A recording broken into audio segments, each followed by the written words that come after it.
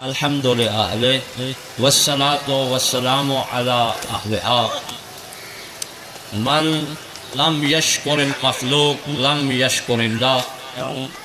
فرمان ہے کہ جو مخلوق کا شکریہ ادا نہیں کر سکتا وہ خالق کا بھی شکر گزار نہیں ہو سکتا. لائق سب تحسین و تبریک ہیں ہمارے اداروں کے اونر اور ڈونر، خصوصاً ہمارے انتہائی معزز ترین مہمان اور ایک مقدس ترین خاندان کے فرد.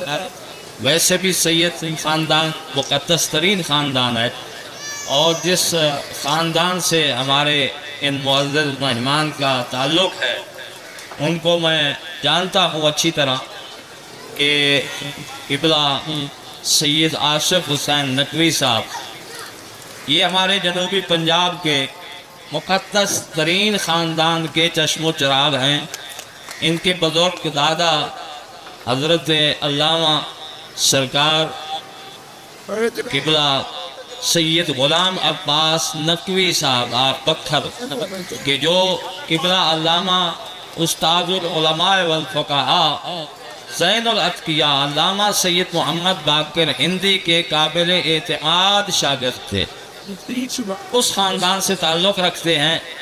ظاہر ہے کہ قوم کا درد ان کے دل میں ہونا چاہیے، اور اسی کے تحت انہوں نے ہمارے علاقہ کے لیے بہت ساری کاوشیں کی ہیں. وقت کم تھا، ورنہ جعفری صاحب پوری کیلکولیشن آپ کو بتاتے کہ کتنے مکانات تعمیر ہوئے، کتنے خاندانوں کو کتنا راشن دیا گیا، اور کتنی شادیاں ہو چکی ہیں 2010 کے سیلاب سے اس وقت تک اجتماعی شادیاں.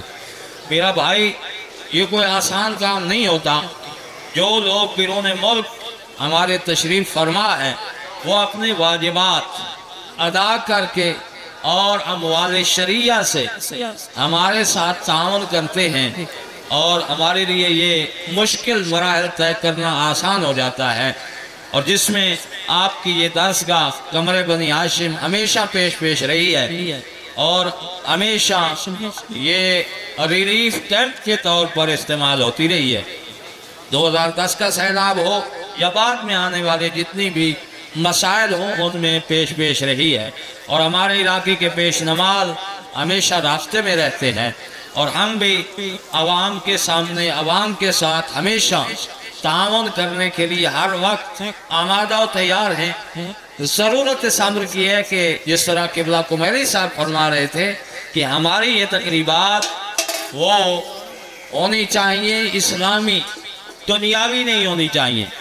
آپ ہمیشہ سے یہ عہد کریں کہ ہم اپنے اسلامی اقدار کو زندہ رکھیں گے، ہم آپ کے ساتھ تعاون کریں گے، اور ہمارے جو بچے کنوارے ہیں انہیں کنوارا نہیں رہنا چاہیے.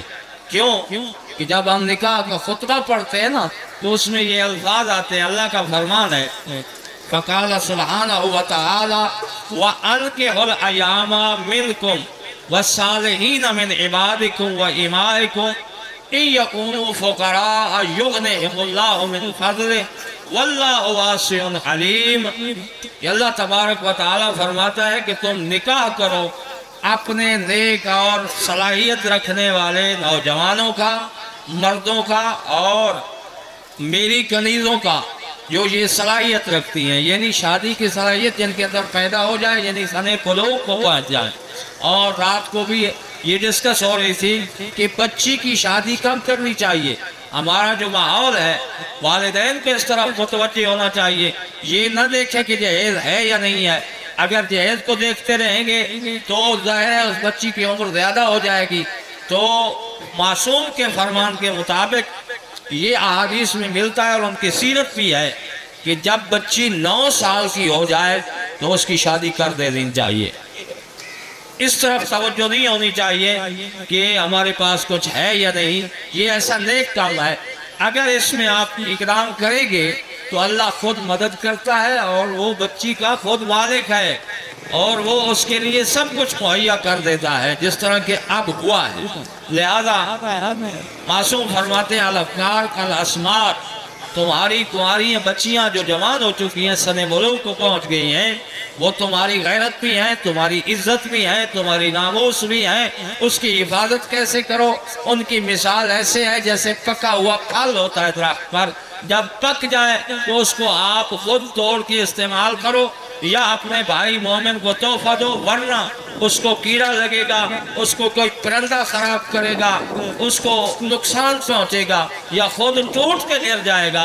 لہذا اس پھل کو اپنے ہاتھوں سے محفوظ طریقے سے وہاں تک پہنچاؤ جہاں تک اللہ نے اس کو پہنچانے کا حکم دیا ہے۔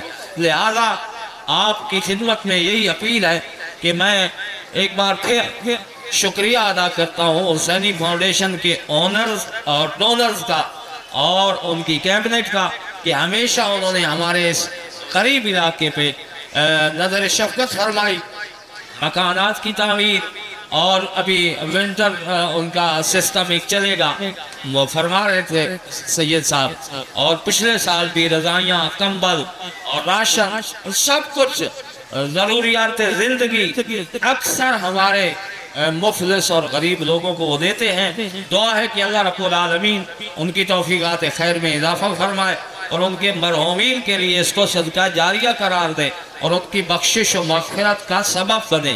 وآخر دعوانا الحمدللہ رب العالمین وصلی اللہ علی محمد وآلہ الطیبین الطاہرین المعصومین۔